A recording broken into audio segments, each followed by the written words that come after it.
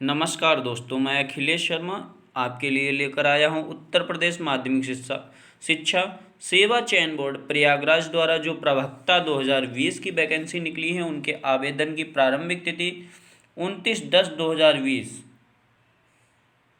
से शुरू हुई है और ऑनलाइन जो शुल्क जमा करने की प्रारंभिक तिथि है वह भी 29/10/2020 है और ऑनलाइन पंजीकरण की अंतिम तिथि 27/11/2020 यानी कि 27 नवंबर 2020 तक हम अपना ऑनलाइन पंजीकरण कर सकते हैं। लेकिन जो फाइनल सबमिट की डेट है वह 30/11/2020 है। इसके माध्यम से हमें कुछ महत्वपूर्ण निर्देशों के ऊपर ध्यान रखना चाहिए, किसके द्वारा अभ्यर्थी बहुत सारी गलतियां कर देते हैं जिनके कारण उन्हें उनका फॉर्म भी निरस्त हो सकता है। इसमें विज्ञप्ति की संख्या घट और बढ़ भी सकती है। सबसे मेन चीज इसमें यह है कि प्रवक्ता संवर्ग के प्रत्येक विषय के सापेक्ष एक ही आवेदन स्वीकार किया जाएगा।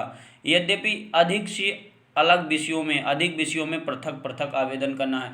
जैसे कि कोई पोस्ट ग्रेजुएट इतिहास और भूगोल से है तो उसे भूगोल का अलग और इतिहास का अलग फॉर्म फिल करना होगा। भाषा संबंधी प्रश्न उसी ही भाषा में आएंगे, जैसे कि हिंदी का हिंदी में, इंग्लिश का इंग्लिश में, संस्कृत का संस्कृत में और उर्दू का उर्दू में ही प्रश्न पत्र होगा।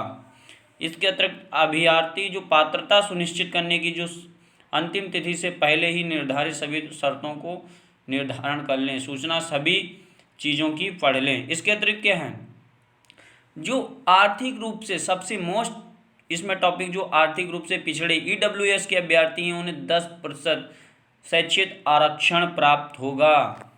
शैक्षिक आरक्षण प्राप्त होगा, निश्चय ही उन्हें शैक्षिक आरक्षण प्राप्त होगा। इसके अतिरिक्त यह है, मैं आपको बताना चाहूँगा, जो उनका आरक्षण है वह उन्हें मिलेगा। इसके अतिरिक्त क्या है, जो राजकीय कोषागार ट्रेजरी द्वारा वेतन भुगतान होने के दिनांक से 1/7/2020 के मध्य तय होगा। जो उनकी प्रक्रिया है, वेतन प्रक्रिया है, वह 1/7/2020 के मध्य ही रहेगी।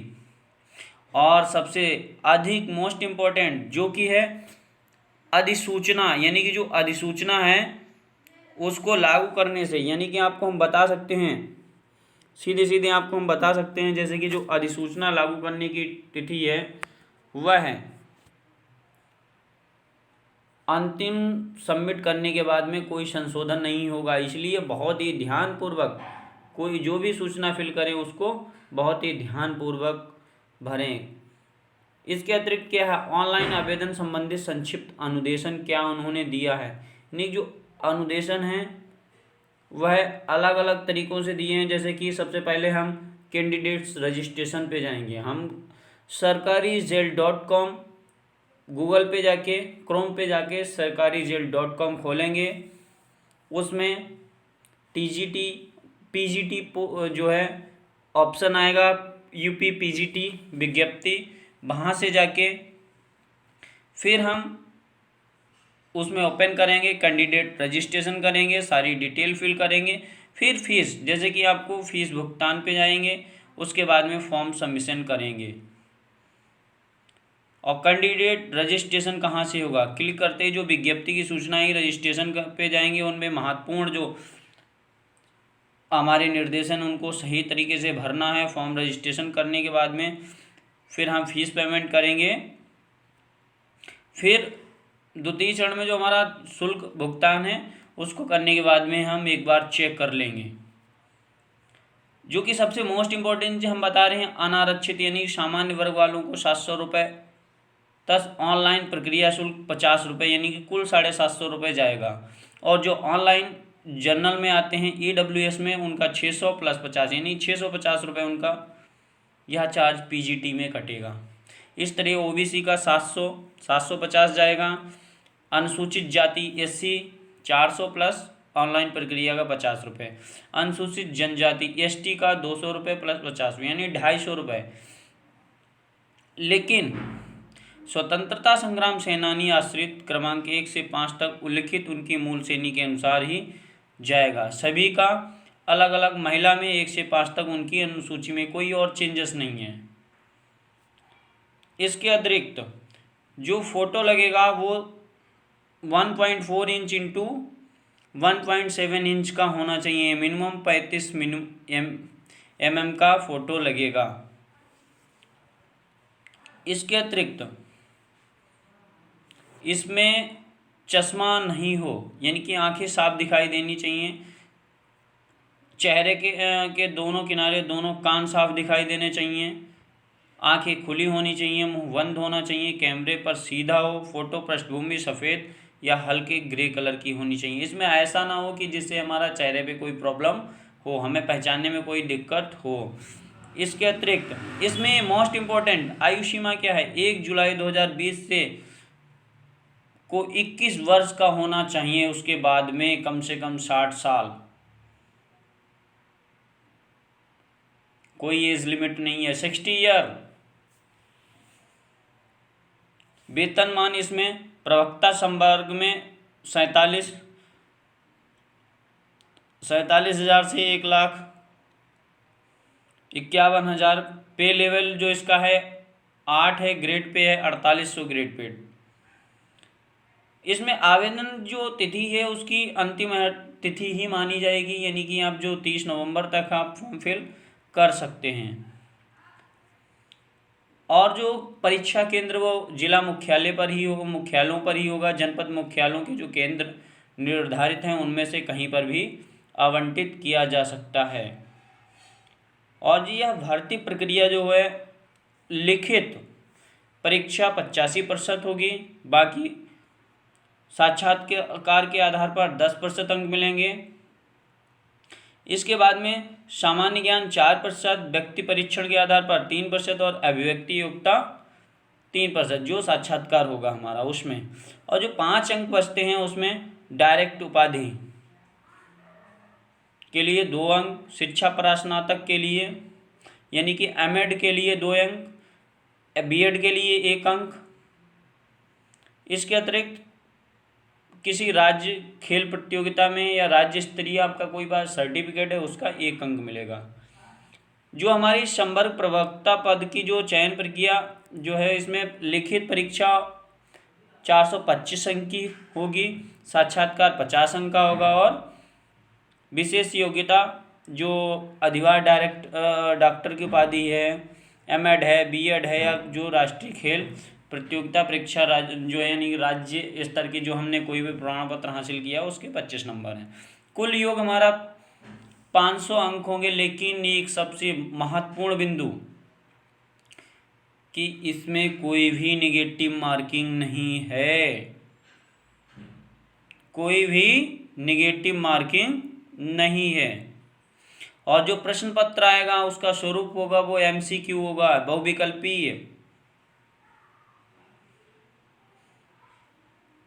बहुविकल्पी होगा। इसके अतिरिक्त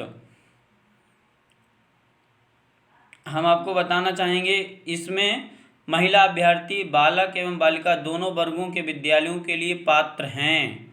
बहुत ही महत्वपूर्ण बिंदु, जो महिला अभ्यर्थी हैं वो बालक और बालिका दोनों में जा सकते हैं, परंतु आवेदन पत्र में वंचित किसी एक वर्ग बालक या बालिका का ही यथास्थान उल्लेख करना आवश्यक होगा। किसी एक विषय में एक समय पर केवल एक ही वर्ग बालिका में आवेदन मान्य होगा। कई जगह आप 2-2 कर देते हैं तो वह मान्य नहीं होगा।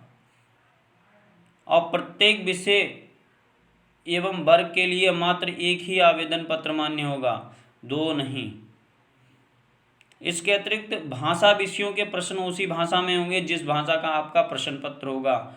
यह अर्थात हिंदी का हिंदी में, संस्कृत का संस्कृत में, अंग्रेजी का अंग्रेजी में, उर्दू का उर्दू, बांग्ला का बांग्ला में। किसी भी विवाद की स्थिति निस्तारण हेतु तो सर्वप्रथम चयन बोर्ड में प्रत्यावेदन देना होगा। इसके अतिरिक्त जो वैकेंसी आई हुई हैं माध्यमिक शिक्षा चयन बोर्ड प्रयागराज की जो तुम्हारी वैकेंसी हैं वह कितनी हैं उनके बारे में हम आपको बताना चाहेंगे।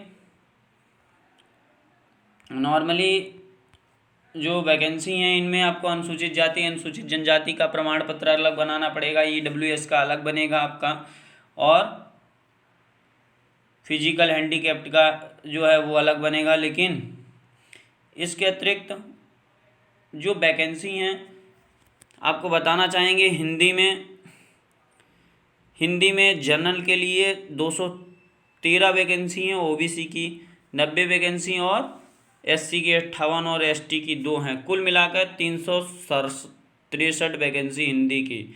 इसी तरीके से गणित की 65। हम आपको बताना चाहेंगे जैसे कि आप ज्योग्राफी का देख लो, 142 जनरल की हैं, 81 OBC, 45 SC। कुल मिलाकर 250 वैकेंसी, 250 वैकेंसी, 250। इस बार हमेशा से सबसे ज़्यादा जो वैकेंसी जो आई हैं वह इसी बार आई हैं, क्योंकि ये जो वैकेंसी है वो बालिका वर्ग यानी कि बालक वर्ग की मैं बता रहा हूँ। बालक वर्ग यानी कि बालक के जो स्कूल हैं, प्रवक्ता बालक वर्ग में ये वैकेंसी हैं। इंग्लिश में 161, टोटल मिला के आपकी इंग्लिश में 269, गणित में 98, गृह विज्ञान में, होम साइंस में आपका 2, इकोनॉमिक्स में 143, हिस्ट्री में 68, जो कि जनरल में 36 हैं, ड्राइंग में आपकी 49। सबसे अधिक जो वैकेंसी आई हुई है इसमें वह 269 इंग्लिश की, बहुत ज़्यादा, 269 इंग्लिश और हिंदी की। इसी तरीके से बालिका वर्ग में हिंदी की 24, गृह विज्ञान की 6, जनरल की 47, हिंदी की, मैथ की 1, गृह home science 11, economics 28, history 22, English 28, drawing 27, नागरिक शास्त्र 30, geography 8, psychology 12, education 5, sociology 11, Sanskrit 11, Sanskrit 34, जंतु विज्ञान 6, वनस्पति विज्ञान भौतिक विज्ञान 10, रसायन विज्ञान 11, शारीरिक शिक्षा फिजिकल एजुकेशन 2, संगीत गायन 9 और संगीत वादन 11, यानी 314 वैकेंसी कुल हैं। और इसमें सबसे मेन चीज़ क्या होता है, हम वैकेंसी तो देख लेते हैं लेकिन इनमें चयन कैसे होगा, क्या क्या हमें अर्हता यानी कि हमारा मानक क्या है, किस योग्यता के आधार पर हम इसमें चयन कर सकते हैं। जैसे कि हिंदी विषय के लिए आपका हिंदी में MA, संस्कृत के साथ में BA अथवा शिक्षा या राजकीय कॉलेज वाराणसी संपूर्णानंद विश्वविद्यालय से होना चाहिए। B.Ed हो, M.Ed हो, PhD हो तो उसका आपको अलग से इसकी वरीयता अंक मिलेंगे। इसके अतिरिक्त हिंदी के साथ में MA, संस्कृत विषयों के साथ में स्नातकोत्तर उत्तीर्ण होना चाहिए। इंटरमीडिएट कक्षाओं प्रवक्ता के लिए नियुक्ति, प्रवक्ता के लिए प्रोन्नति, BA में संस्कृत विषय की अनिवार्यता से मुक्ति रहेगी। इस बार BA में संस्कृत हो अथवा ना हो कोई दिक्कत नहीं है। गणित के लिए इसी तरीके से MA गणित या MSc गणित होना चाहिए, या गणित त्रिवर्षीय यानी ऑनर्स का कोर्स होना चाहिए। B.Ed होना चाहिए, वो उसकी आपको अलग अलग मार्क्स मिल जाएंगे। गृह विज्ञान का भी यही है। उर्दू में आपका MA उर्दू प्रशिक्षण होना चाहिए। अंग्रेजी में किसी भी विश्वविद्यालय से पोस्ट ग्रेजुएट की डिग्री, ट्रेनिंग कॉलेज में LT डिप्लोमा या किसी मान्यता प्राप्त विश्वविद्यालय से एजुकेशन में डिग्री या डिप्लोमा रखने, एजुकेशन में डिग्री या डिप्लोमा रखने वाले को प्राथमिकता दी जाएगी। साथ में अगर कला की ड्राइंग का आ जाए तो आप इंटरमीडिएट राज्य स्तरीय परीक्षा ड्राइंग टीचर ट्रेनिंग सर्टिफिकेट कहलाता है अथवा प्रविधित कला में के साथ इंटरमीडिएट परीक्षा, साथ में कोई भी ड्राइंग या पेंटिंग के साथ BA अथवा कला भवन Shanti Niketan final arts diploma होना चाहिए, या कला में फाइनल ड्राइंग टीचरशिप परीक्षा हो, या आपने कहीं से कला का जो school arts teacher senior certificate परीक्षा आपके पास का सर्टिफिकेट होना आवश्यक है। इस संस्कृत में संस्कृत से एमए अथवा राजकीय संस्कृत कॉलेज वाराणसी, इससे आपने या आचार्य प्रशिक्षण योग्यता रखी हो, बीएड हो, एमएड हो, वाणिज्य में एमकॉम होना चाहिए, कृषि में एमएससी कृषि से होनी चाहिए। बाकी सभी के लिए बीएड एमएड जो भी आपके पास डिग्रियां हैं उनका आपको बेनिफिट मिलेगा। इस तरीके से फिजिकल एजुकेशन शारीरिक शिक्षा में स्नातक, राज्य सरकार द्वारा व्यायाम शिक्षा में डिप्लोमा अथवा एलटी महाविद्यालय से व्यायाम शिक्षा की योग्यता अथवा भारत के किसी भी विधि स्नातक विश्वविद्यालय से प्राप्त व्यायाम शिक्षा का डिग्री या डिप्लोमा होना चाहिए। सिलाई कढ़ाई में भी यही है, सिलाई कढ़ाई में इंटरमीडिएट, टीसी सिलाई, सीटी सिलाई में विशेष योग्यता इंटरमीडिएट तथा प्रेम महाविद्यालय वृंदावन से डिप्लोमा हो, कहीं से भी आप समकक्ष डिप्लोमा उपलब्ध हों। इस तरीके से संगीत में भी एमए होना चाहिए किसी भी भारतीय विद्यापीठ से, यानी जैसे कि इन्होंने दे रखा है भातखंडे विद्यापीठ लखनऊ से निपुण परीक्षा होनी चाहिए, प्रयागराज से होना चाहिए, या आप कहीं से भी गायन वादन का होना, शंकर गंधर्व विद्यालय, शंकर गंधर्व विद्यालय ग्वालियर, इलाहाबाद विश्वविद्यालय, मान्यता प्राप्त विश्वविद्यालय का संगीत विशेषात बीए, कहीं से आप बीए का डिप्लोमा हो या डिग्री हो इसमें आपका हो सकता है। इसी तरीके इकोनॉमिक्स में एमए, एमकॉम, अर्थशास्त्र सहित बीकॉम ऑनर, बीकॉम प्रशिक्षण हो अथवा त्रिवर्षीय बीकॉम अर्थशास्त्र से ऑनर्स की डिग्री होनी चाहिए। तर्कशास्त्र में भी एमए या BCom BA honours plus BEd की डिग्री होनी चाहिए। नागरिक शास्त्र में एमए राजनीति से होना चाहिए। इसी तरीके से इतिहास में एमए इतिहास, प्राचीन भारतीय इतिहास से एमए हो, चाहे मध्यकालीन भारतीय इतिहास से, या बीए ऑनर्स की डिग्री होनी चाहिए जिसमें मध्यकालीन आधुनिक कालीन इतिहास के स्नातकोत्तर उपाधि प्राप्त अथवा इतिहास प्रवक्ता पद के लिए मान्य जाएंगे। इसी तरीके ज्योग्राफी एमए एमएससी होना चाहिए और कहीं से या बीए ऑनर्स ज्योग्राफी से होना चाहिए। साइकोलॉजी में भी एमए मनोविज्ञान साइकोलॉजी या एमएड होना चाहिए। सोशलॉजी में एमए या समाजशास्त्री बीकॉम ऑनर्स होना चाहिए। सैन्य विज्ञान में भी सैन्य वैकल्पिक विशेष या 3 वर्षीय सेना में कमीशन प्राप्त अधिकारी जिसने कम से कम इंटरमीडिएट या परिषद से मान्यता प्राप्त कर ली है वो भी लग सकता है। इस तरीके शिक्षा शास्त्र में भी शिक्षा से स्नातकोत्तर उपाधि या एमएड के साथ बीए अथवा बीएससी होना आवश्यक है। एएलटी अथवा बीटी अथवा बीएड के साथ मनोविज्ञान से एमए हो वो भी शिक्षा शास्त्र में फॉर्म फिल कर सकता है। जीव विज्ञान की भी यही है, भौतिक विज्ञान में एमएससी होनी चाहिए, रसायन विज्ञान में होना चाहिए। यही नवल किशोर जी ने जो हमारे परीक्षा नियंत्रक हैं उनके द्वारा यह सूचनाएं प्राप्त की गई हैं।